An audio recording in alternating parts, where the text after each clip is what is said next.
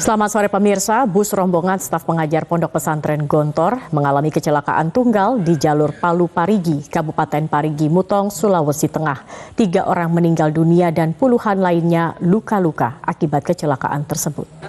Wakil Presiden Ma'ruf Amin menyinggung soal sejumlah menteri yang lebih mengurus politik ketimbang tugasnya sebagai menteri.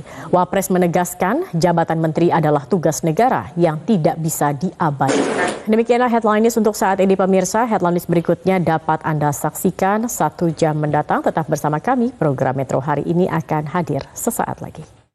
Selamat sore pemirsa, senang sekali saya Zakia Arfan dapat kembali menjumpai Anda dalam program Metro hari ini. 3 informasi utama tadi akan kami rangkai dengan berbagai informasi terkini lainnya. Inilah Metro hari ini selengkapnya. Pemirsa, warga Beji Depok, Jawa Barat menemukan sesosok bayi perempuan yang ditinggalkan begitu saja di sebuah warung nasi. Sementara itu di Dairi, Sumatera Utara, seorang bayi yang diduga baru dilahirkan ditemukan warga di pinggir jalan. Majelis Ulama Indonesia atau MUI membentuk tim khusus untuk menginvestigasi tragedi penembakan di kantor MUI Pusat. Tim sus akan fokus pada 2 hal, yakni profiling Mustafa dan memeriksa asal-usul rekening Mustafa yang mencapai 800 juta rupiah.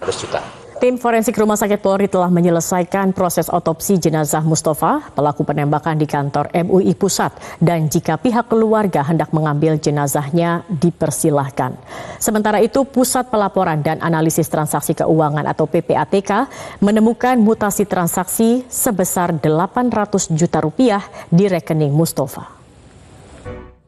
Kita ke informasi selanjutnya pemirsa, pihak kepolisian terus mendalami kasus terjatuhnya Aisyah Hasibuan dari lift lantai 2 Bandara Kuala Namu Deli Serdang, Sumatera Utara. Dalam olah TKP di lokasi kejadian, polisi sempat menyelidiki sistem kelistrikan lift dan juga mengukur celah antara lantai dan lift yang diduga menjadi penyebab jatuhnya korban.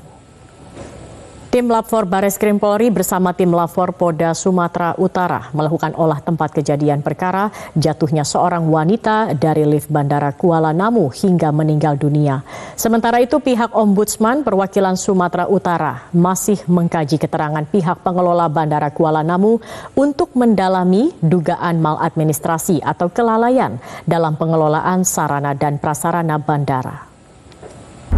Kami akan kembali pemirsa dengan informasi Polri menjamin keamanan. Polri menjamin keamanan pelaksanaan konferensi tingkat tinggi atau KTT ASEAN di Labuan Bajo, Kabupaten Manggarai Barat, Nusa Tenggara Timur pada 10 hingga 11 Mei mendatang. Sejumlah lokasi strategis akan dipantau melalui Pusat Komando Operasi.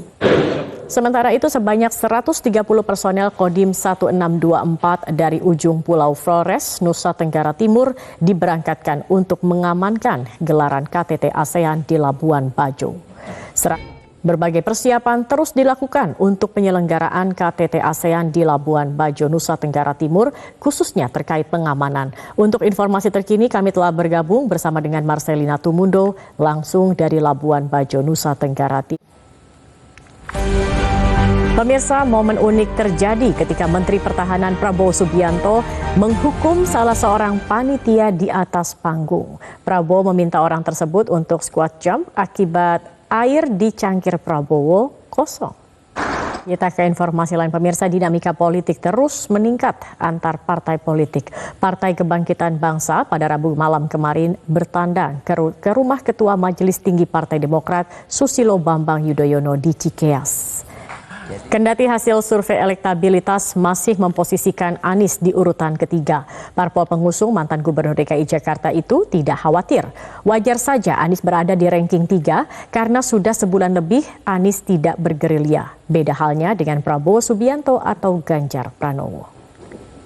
Dan untuk mengulas lebih dalam terkait manuver politik dan gerilya elit-elit partai, usai Ketua Umum 6 partai bertemu Presiden Joko Widodo beberapa hari yang lalu, sudah tersambung melalui sambungan Zoom analis politik dari Lembaga Indikator Politik Indonesia Burhanuddin Muhtadi. Selamat sore. Yang akan kembali pemirsa dengan informasi Pemprov Lampung sibuk menyulap.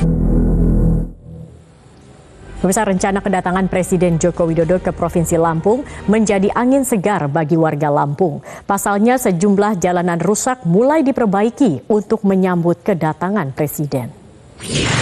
Petugas dari TNI Polri sudah bersiaga jelang kedatangan Presiden Joko Widodo. Salah satu titik kunjungan Presiden ada di Jalan Terusan Riyakudu, Lampung Selatan. Informasi selengkapnya akan disampaikan jurnalis MGN Harisma Kristi langsung dari Jalan Terusan Riyakudu, Lampung Selatan. Kami masih akan kembali, kita akan ikuti headline news pukul 17 waktu Indonesia Barat. Sesaat lagi tetap bersama kami.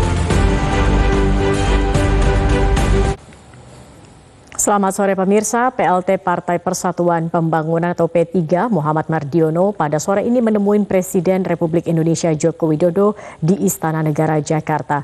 Informasi selengkapnya akan disampaikan jurnalis MGN Aris Setia. Aris, sedemikianlah headline news untuk saat ini. Program Metro hari ini akan kami lanjutkan kembali. Mantan Direktur Penyelidikan Komisi Pemberantasan Korupsi Brigjen Endar Priantoro mendatangi gedung KPK. Kedatangannya untuk mengklarifikasi harta kekayaannya yang dilaporkan dalam LHKPN. Betul.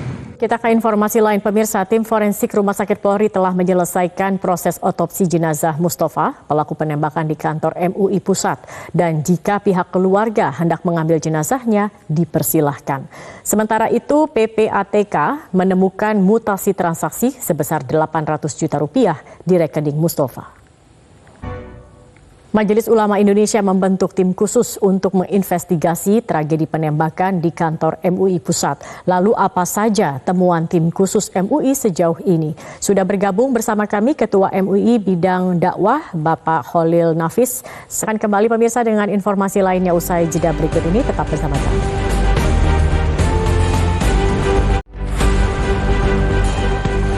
Pemirsa, Wakil Presiden Ma'ruf Amin menyinggung soal sejumlah menteri yang lebih mengurus politik ketimbang tugasnya sebagai menteri.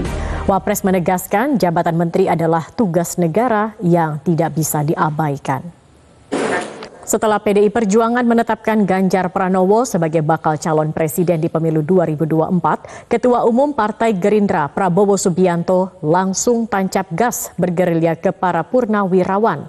Niat mantan rival Joko Widodo yang kemudian diangkat menjadi Menteri Pertahanan itu maju kembali sebagai calon presiden di pemilu 2024 mendatang, didukung para purnawirawan. Kita ke informasi lain pemirsa, emak-emak di Kabupaten Sumeneb, Jawa Timur pawai motor dan tidak mematuhi aturan lalu lintas dengan baik viral di media sosial. Polisi pun memberi teguran dan sanksi.